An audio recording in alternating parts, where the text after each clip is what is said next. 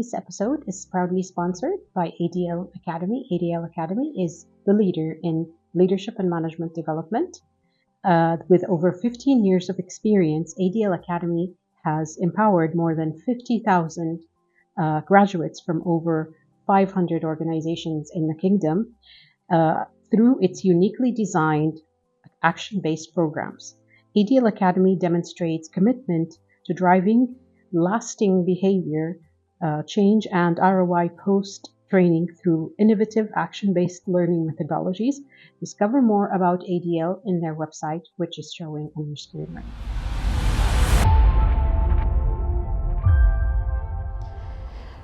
Hello, and welcome to another episode of our podcast, Human Capital Uncovered, where we look in depth and delve deep in the world of human capital.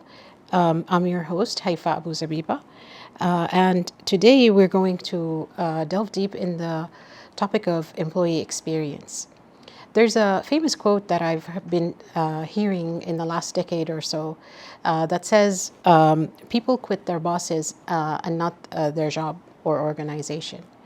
And although there's truth in that statement, the reality is there's other factors that impact the decision of whether an employee continues or leaves the organization. The decision of leaving an organization has a number of factors in it. It's basically the lump sum of all the interactions that the employee has, not only with their manager, but also with human capital function, with other leaders, with their peers and the other employees as well. And this is where employee experience comes in, where it has a more holistic view of the decision of whether an employee leaves or continues with an organization. Prioritizing employee experience is becoming a hot topic for many organizations globally and also regionally. And when we think about what is the differing factor between one company and the next, the one who prioritizes employee experience basically has four things that as outputs or results that they have. The first one is enhanced financial performance. Companies that prioritize employee experience improve and are more likely to exceed their financial targets by more than 2 times. In addition, there's the improved customer satisfaction. Higher employee engagement is the third point. When you think about the employee engagement and retention, it's not 1, it's not 2, it's actually a 5 times improvement in retaining employees and having them recommend the organization as a great place to work, 5 times more likely than organizations who don't prioritize employee experience. The final point is innovation and agility. If we think about organizations now, they're really looking for ways to improve innovation because it impacts profitability, etc. One of the ways is through prioritizing employee experience because it improves it by nearly 4 times to innovation, having effective innovation in an organization. On the other side, companies who do not prioritize employee experience will have the other effect, which is less customer satisfaction, less financial performance, and also less engagement. And on top of that, it will have an increase in the attrition rate. So this means additional cost for every employee that leaves.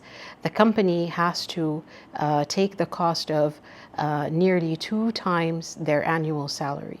So this is a lot of money that could have been more productive and used in a way to help the organization, especially in a time when companies are looking for ways to optimize financial performance and financial cost. So let's say now the companies want to start on this journey of prioritizing employee experience. Where do they start? There are 7 factors, but the first one is understanding the current state. And this happens through conducting surveys that are given to employees and different segments and stakeholders to understand the current state, and also analyzing this data to look at the employee engagement score, look at the attrition rate and absenteeism and other factors, maybe some feedback on some of the touch points that the employees have. And the second step is to define clear objectives. So once a baseline is established, the next step is for a company to start setting goals. So, for example, improving the engagement score or reducing turnover or attrition rate, and also enhancing employee well-being. In addition to aligning all of these goals with the company and the business strategy. And this alignment helps us in the next step, which is engaging leadership. And this way, it helps us to secure executive buy-in and engaging senior leaders to become champions of employee experience initiatives. The last point under this is to communicate the business case, highlighting the impacts, as I mentioned earlier, not only on the financial performance but also the customer satisfaction and innovation as well. The fourth step is to map the employee journey, and this is similar to the mapping the customer journey in the marketing side, except here we focus on the employee side. And basically, we would start by identifying moments that matter. And some of the moments that matter could be onboarding, because this is the first exposure that the employee or new joiner has to the company. It gives them the first impression, and also it helps set the tone from the organization for the new joiner. And additionally, it helps with the cultural integration, making sure the employee or new joiner understands the culture of the organizations, what are the do's and don'ts, etc. A second moment that matters is performance reviews. Although sometimes companies conduct this step as a sort of because we have to kind of mindset, this step really impacts, it's a key touch point, it's a key moment that matters for employee decisions and retaining them. And it involves giving regular feedback and also recognition and rewards that are fair and that also are fair and differentiated. A third moment that matters is the career development and the growth. Now here, there's a couple of things that are included, which, for example, training and development, having some training and development opportunities, whether on the job or in training courses for employees, in order for them to accelerate their career and be ready for the next step, and also giving them access to coaches and mentors so that they can fine-tune their performance and their behaviors as well. And finally, having clear pathways so they know what are the different opportunities that they might have. It helps also, as part of this step, to use design thinking to ensure the initiatives that are designed and created are employee-centric through understanding the pain points for the employees. Sometimes, some companies, they look into what are the best practices, and sometimes it works, sometimes it doesn't, because it's important to understand the segment itself in the employees and what are their needs and what matters to them. The fifth step, so after mapping the journey, we would then go to segment the workforce. Here, it's about two steps. The first one is to create personas, employee personas, to represent the different segments in the workforce. And the second one is to prioritize them. So when we think of different segments, we could look at years of service. So for example, employees who have spent less than 2 years in the organization. It could be divided by generation, so Gen Z, Gen X, millennials, etc. And also it could be specific functions, like for example, critical areas such as sales or business development that have the most impact on the business. And this helps us also in prioritization. So once we have the segments selected and prioritized, we then proceed with implementing the key initiatives. And here, for example, in onboarding, it would be about revamping the onboarding to ensure new joiners feel welcomed and supported from day one. Also providing career pathways and regular feedback to support employee growth. This goes with career development. For well-being, investing in holistic well-being program rather than just looking at one area such as health, to really look at a full and holistic aspects of well-being such as physical, mental, financial health, and also even community health, or it could be, for example, emotional health, to see what are the different relevant well-being aspects.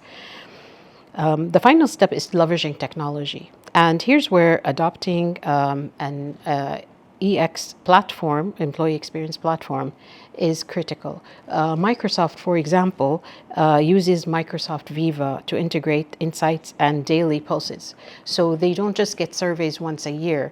They would get the pulses at randomly, and also at different parts of the touch points. So when someone joins, when someone is promoted, when someone is transferred to another location, they would capture all of these sentiments of the employees.